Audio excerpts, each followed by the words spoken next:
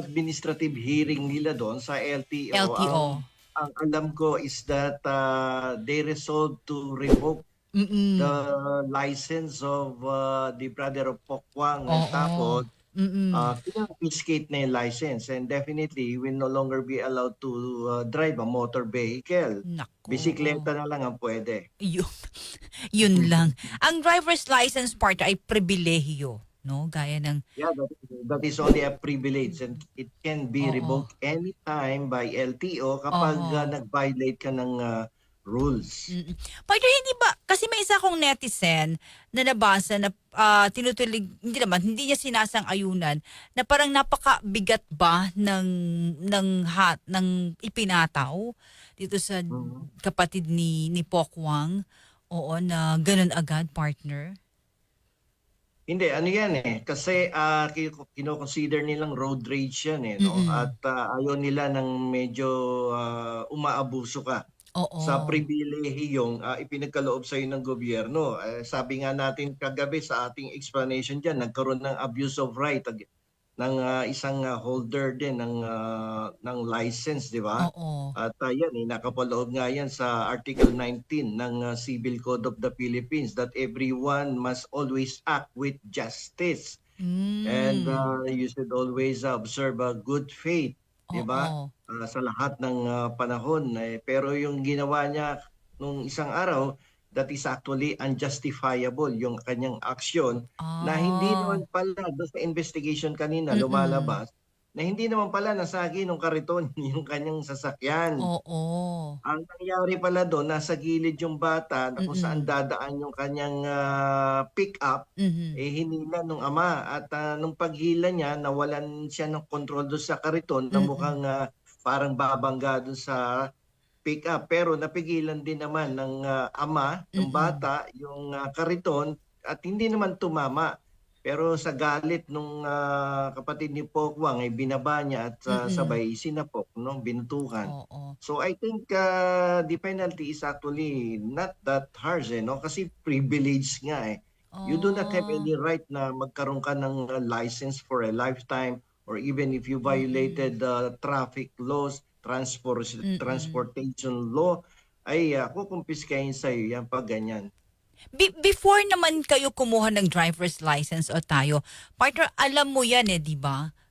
Pinag-aaralan niya, nakapaloob yan Oo, sa kaya LTO. hindi niya puwedeng idahilan na hindi niya alam yung kanyang mga existing rights as a holder Drivers. of a license. Oo. Kasi during the examination, before the issuance of the license to the driver, dumadaan yan sa isang examination na kung saan pinaliliwanag din sa iyo kung ano yung Mm. transportation law na Correct. dapat na wag mo i-violate, even yung mga signage sa sa Mm. kalye, yung Mm. mga guhit sa kalsada, Mm. dapat alam mo yan At tapos yung pagbibigay ng respeto sa mga pedestrian.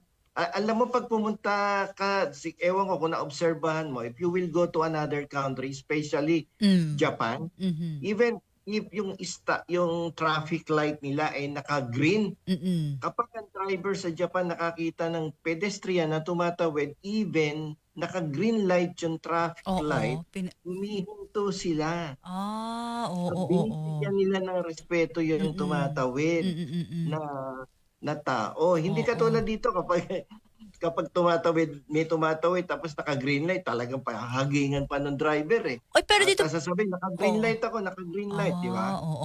Pero dito, Oo. partner, sa Green Hills, yung mga pedestrian lane, to be fair, yung mga nagbibigay daan sa mga pedestrian.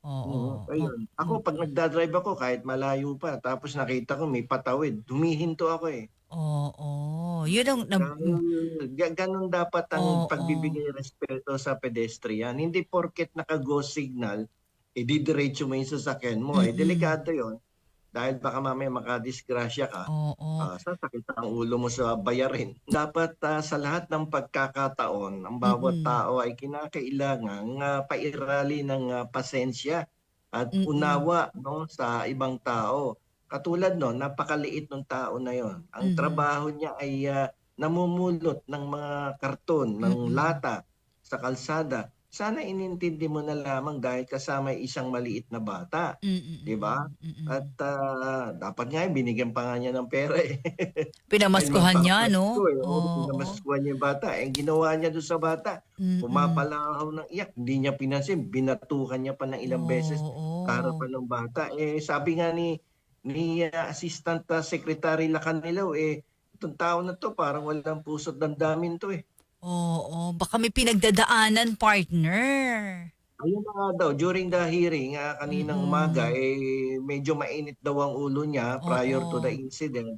Galing daw siya doon sa trabaho at parang nagalit siya doon sa mga tauhan niya. Mm. Eh, sabi ni Lacanilaw, hindi pwede yung ganyan. Dahilan. No, wag mong dadalhin sa ibang tao yung sakit ng ulo or problema Mm. mo na galing Mm. sa opisina mo. Oo. Dinamay mo yung taong wala namang ginawang kasalanan sa'yo. Oo.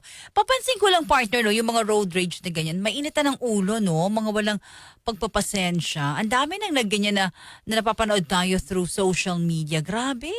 Mm. Alam mo sa Australia, every time na nagpupunta ako before dyan, nung may mga clients pa ako dyan sa Gold Coast, pag Oo. pinagdadrive ako nung director ng school doon sa Gold Coast, Mm. very careful sila sa Ah. pagdadrive. Dahil kasi sa kanila, magkaroon ka lang ng violation na, Mm. like for instance, may nahagip ka or Mm. nagkaroon ng road rage, talagang revoke kagad ang license mo. O kaya, Oo. maamoy ka lang na may amoy alak ka. Alak. Wala na, Oo. konpiskado yung lisensya mo Ah. at Oo. may fine ka pa. Wala yan Even sa yan. Pilipinas, partner. Hanggat walang traffic police, go! Go, go, go. So ang kahit Oh. napansin ko kahit walang traffic police sa kalye, Mm. talagang humihinto. May tumatawid, kay walang sasakyan na iba, Oo. ikaw lang mag-isa.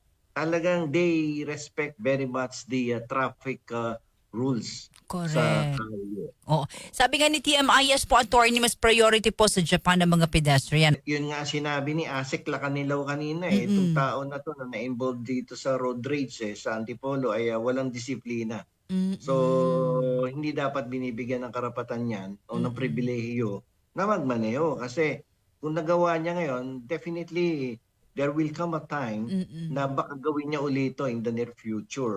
Baka mas Oo. matahol pa. And dapat thankful din siya kasi, partner, kahapon binigyan natin ng pag-aanalisa.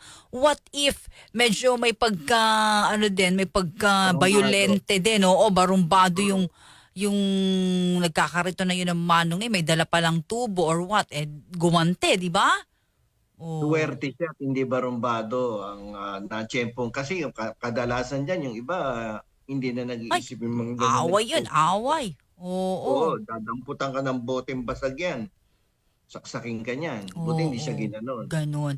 So, let this be a moral lesson, partner, no? Sa lahat ng mga nagmamaneho, ayan, pribilehiyo po ang Si Bicol Saro Party List congressman, si Ridon. Raydon. Oo. No, nag-react din kay Yun Popo. nga. Sabi niya, bakit daw siya, pinupunto doon na tumutilig sa, partner, samantalang pinapaliwanag lang naman niya yung sa batas. Oo. Yes, at sabi nga ni Congressman Ridon, ba't ikaw nagsasalita? Hindi naman Oo. ikaw yung involved Actually, sa nagtataka din nga ako, insidente. partner, bakit biglang bumulaga sa social media na siya yung nagsasalita at nagulat tayong lahat na kapatid pala niya, no? Yung Yung kapatid driver. siya din na Oo. nagsabi. Oo. Wala nga nakakaalam na kapatid niya yun. Nagulat. Ay, kapatid mo pala yun. Oo naman. Anong kinalaman naman doon? Dapat talaga yung driver. So, maging aral, partner, no? Para sa lahat na talagang pasensya. Oo, pairalin. Attorney Bueno, law and beyond. Learn the law, know your rights.